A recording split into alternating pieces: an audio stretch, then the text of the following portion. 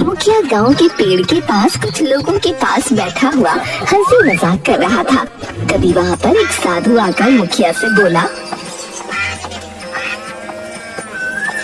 और सुनाओ गांव के मुखिया, अरे क्या हाल चाल बा? अरे तुम्हारा दिमाग तो ठीक बा साधु, है न जान न पहचान।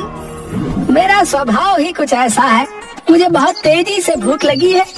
अरे तो हम क्या करें? तुम क्या करो?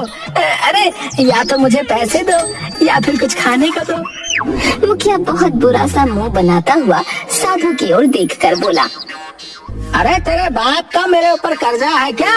है? मैं अपने गांव में भिखारी का आना वैसे भी पसंद नहीं करता। अरे तुझे इस तरह से किसी का अपमान करने का कोई अधिकार नहीं है मुखिया। अरे तो तू क्या उखाड़ लेगा? है? तू सीधी तरह से यहाँ से निकल जा, नहीं तो धक्के देकर बाहर निकाल दूंगा। साधु गुस्से में वो गांव छोड़कर चला गया और एक जंगल में बैठकर गुस्से से बोला, जिन गांव वालों ने मुझे इतना अपमानित किया है, उन्हीं गांव वालों की मदद से मैं इतना अमीर बनकर दिखाऊंगा जिसकी किसी ने कल्पना तक नहीं की होगी। हाँ। इधर गेंदा सेठ अपने घर पर बैठा हुआ अपनी पत्नी से बोला, मुझे बहुत तेजी से भूख लगी है। अरे अभी 10 मिनट पहले तो तुमने खाना खाया था। मैं जब भी खाना मांगता हूँ तुम यही वाक्य बोल देती हो। मैं तुमसे तंग आ चुका हूँ। क्योंकि मैं खाना बनाते बनाते तंग आ चुकी हूँ। जाओ जाकर जंगल में जो बड़े बड़े पेड़ लगे हुए हैं उन्हें जाकर खाओ। मेरी पत्नी की बात तो सही है, उन्हें खाने के पैसे भी नहीं देने पड़ेंगे। क्यों ना मैं जंगल में ही जाकर अपना पेट भरूं। गेंदा सेठ गुस्से से घर से बाहर जाने लगा। अरे कहाँ जा रहे हो? जंगल में, अब से मैं वहीं रहूंगा। हाँ हाँ जाओ, तुम्हारे जैसे बनमानुष के लिए जंगल ही बना है। गेंदा सेठ जंगल की ओर निकल गया। इधर शर्मीली पागलों की तरह अपने पति पुट्ठा को गांव में ढूंढती फिर रही थी। तभी अचानक शर्मीली की नजर गांव के मुखिया पर पड़ी। शर्मीली दौड़ती हुई मुखिया के पास जाकर बोली, मुखिया जी, क्या आपने मेरे पति को देखा है?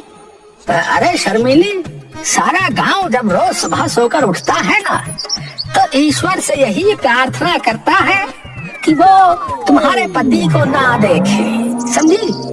तो क्रॉस मत कीजिए मुखिया जी, मेरा दिल बैठा जा रहा है, वो सुबह से घर नहीं लौटे। अरे तो जल्दी जाओ, जाकर गांव और घर में उस भुलक्कड़ को तलाश करो शर्मीली। गांव का हर घर का दरवाजा खटखटाकर पूछ चुकी हूँ, मगर पुट्ठा को किसी ने नहीं देखा। तभी वहाँ पर गांव का ही एक व्यक्ति मुस्कुराता हुआ आया और शर्मीली से बोला, मैंने सुबह सुबह पुट्ठा को जंगल की ओर जाते हुए देखा है। सत्यानाश है उस भुलक्कड़ आदमी का। शर्मीली जाओ, जाकर उसे जंगल में ढूंढो। गांव के लोग तो उसे संभाल लेते हैं, लेकिन जंगल के जंगली जानवर उस भुलक्कड़ को ज्यादा देर तक नहीं झेल पाएंगे। हाँ। इतना बोलकर मुखिया और वो व्यक्ति वहाँ से चले गए। शर्मीली बेचारी जंगल की ओर चल पड़ी। जंगल के काफी अंदर निकलकर शर्मीली को पुट्ठा एक पेड़ के नीचे बैठा हुआ नजर आया। शर्मीली उसके पास जाकर गुस्से से बोली, अरे यहाँ आराम से बैठे हुए जंगल के पेड़ों को क्यों निहारे जा रहे हो? पुट्ठा शर्मीली की ओर देखकर क्रोधित अवस्था में बोला, देखो कमलनाथ, मुझे तंग मत करो, बता रहा हूँ। शर्मीली ने एक जोरदार चांटा पुट्ठा के गाल पर जड़ दिया। पुट्ठा की याददाश्त वापस आ गई। अरे शर्मीली, मुझे कितनी देर से भूख लग रही है, जाओ जल्दी से मेरे लिए खाना बना कर लेकर आओ। तभी उस जंगल में शेर की दहाड़ गूंज उठी। शेर की दहाड़ सुनकर कांपती हुई शर्मीली पुट्ठा की ओर देखकर बोली, इसे भी भूख लग रही है, समझे तुम? अरे तुम अपने घर में नहीं बल्कि जंगल में बैठे हो। कुछ देर अगर और यहाँ बैठे कर उसे वहाँ से खींच कर ले जाने लगी। वो दोनों कुछ दूर एक तालाब के पास पहुँचे ही थे कि तभी शर्मीली के कानों में एक साधु के हंसने की आवाज टकराई। शर्मीली ने देखा कि एक साधु तालाब के किनारे बैठा उन दोनों को ही देख रहा था। साधु महाराज, हंसने की बजाय अगर आप मेरे पति का इलाज कर दें तो आपकी बहुत ज्यादा कृपा होगी। महाराज, तेरे पति का इलाज तो है, लेकिन उसके लिए तुझे बहुत दूर जाना पड़ेगा।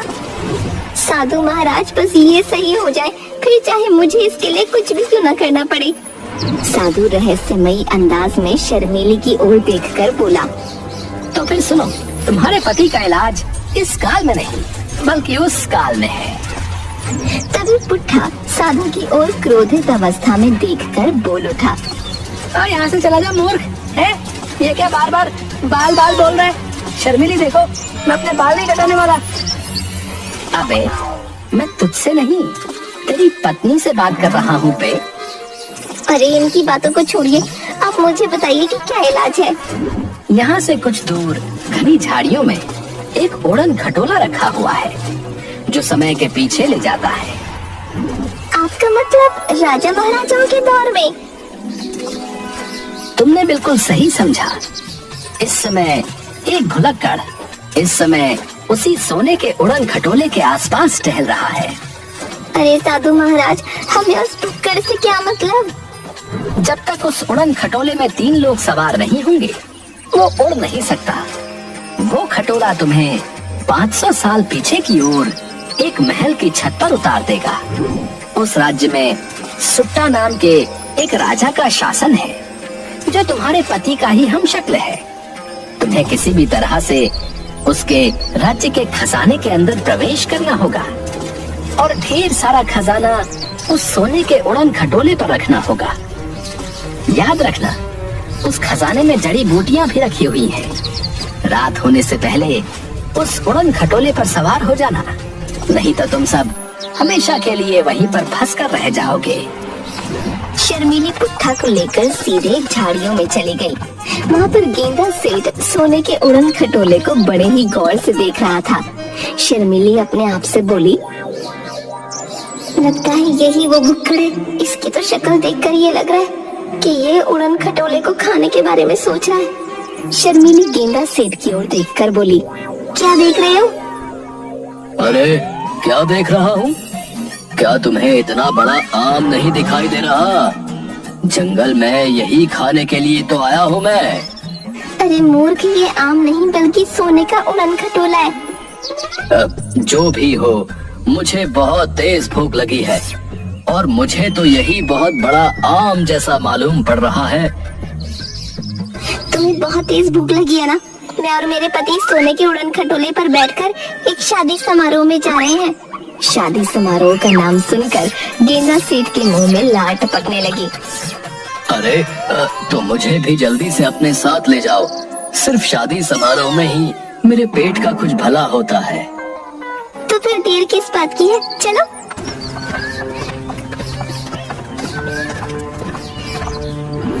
उन तीनों के बैठते ही अचानक सोने का उड़न खटोला हवा में उड़ने लगा। अगले ही पल सोने का उड़न खटोला एक बहुत बड़ी महल की छत पर खड़ा हुआ था।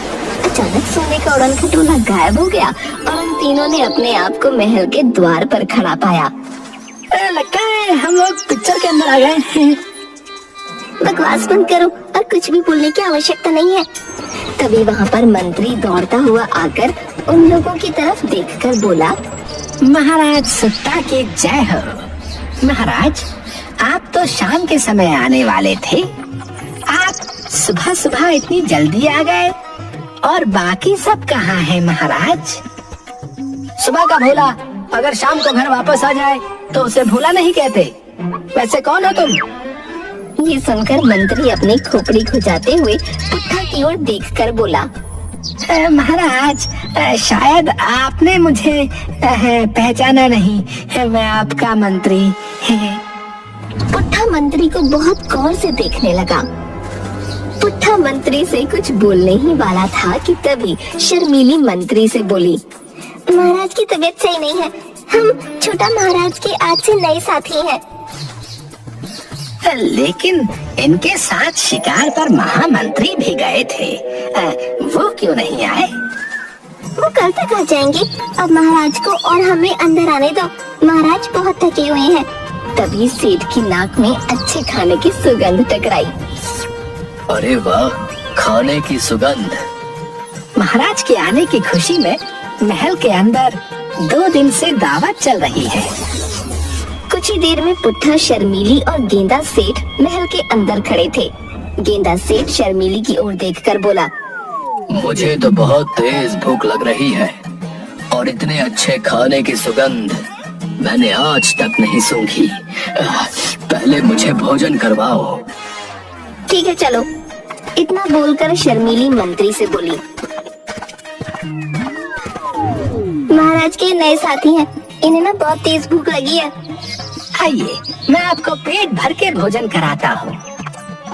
मंत्री ने गेंदा सेठ को समारोह में बैठा दिया, मगर कुछ ही देर में गेंदा सेठ पूरे समारोह का खाना खा गया और मंत्री से बोला, अब मुझे लग रहा है जैसे कि मेरे पेट में कुछ भारी वजन गया है। जाओ और खाना लेकर आओ। लेकिन खाना तो सब खत्म हो गया। एक व्यक्ति इतना सारा खाना कैसे खा सकता है?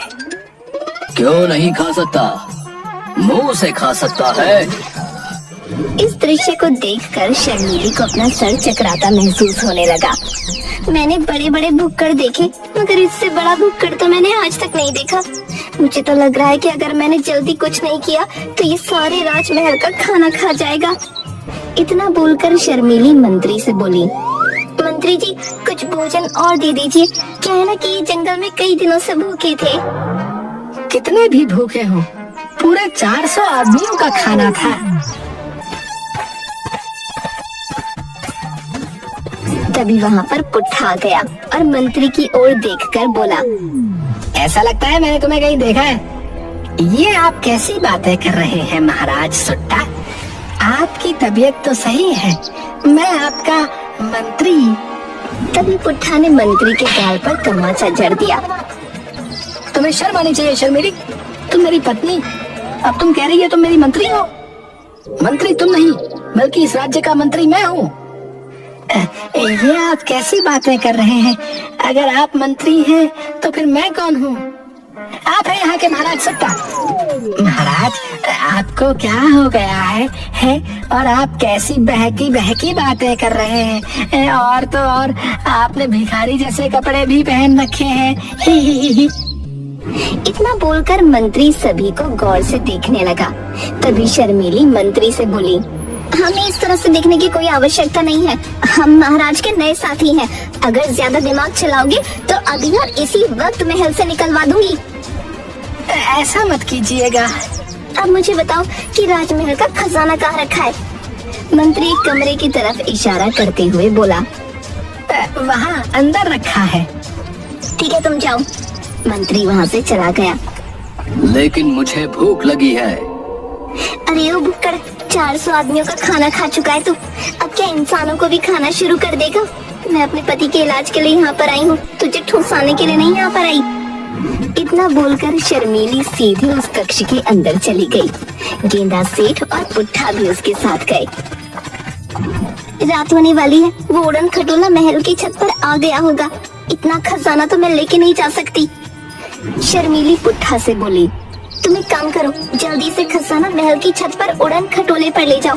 और भुक्कड़ तुम, यहाँ पर जो जड़ी बूटियाँ दिखाई दे रही हैं, तुम इन जड़ी बूटियों को ले आओ। तब तक मैं बाहर नजर रखती हूँ, क्योंकि असली राजा सुट्टा कभी भी आता होगा। इससे पहले उसकी नजर पड़े हमें यहाँ से रफू चक्कर होना होगा। इतना बोलकर शर्मीली वहाँ से चली गई। पुट्ठा गेंदा से बोला, मैं तो ये भूल ही गया कि मेरी पत्नी ने मुझे क्या ले जाने के लिए बोला है। ये खजाना या फिर ये हरी हरी सब्जियाँ? गेंदा सेठ मुस्कुराते हुए बोला, ये खजाना तो तुम ही ले जाओ और मैं हरी सब्जियों को ले जाता हूँ। मुझे खजाने से कोई मतलब नहीं। मुझे तो ये जड़ी बूटियाँ बहुत ही स्वादिष्ट लग रही हैं और मुझे भी भूख लगी है। इतना बोलकर गेंदा सेठ वो सारी जड़ी बूटियाँ खा गया।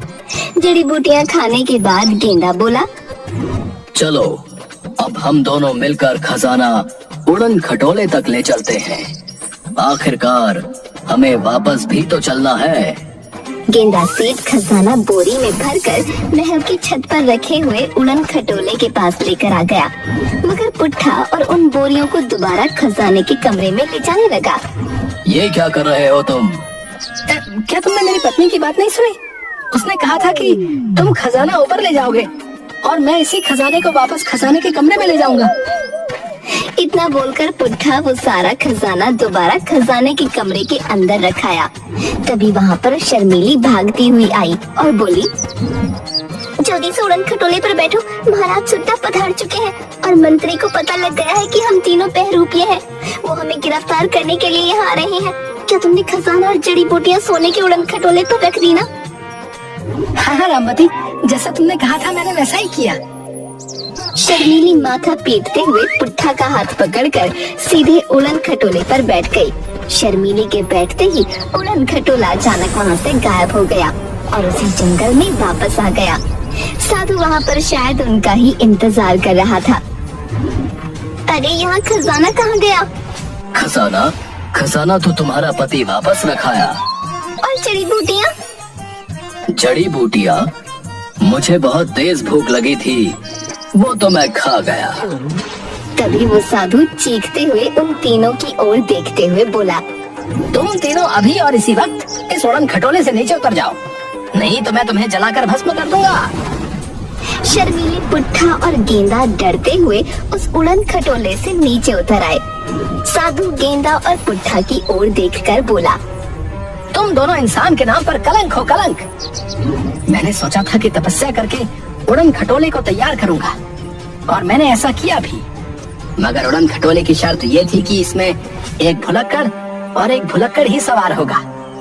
और फिर तुम्हारे जैसे निकम्मे मुझे मिल भी गए, लेकिन तुम्हारी मूर्खता ने मुझे फिर से वहीं वापस लाकर खड़ा कर दिया।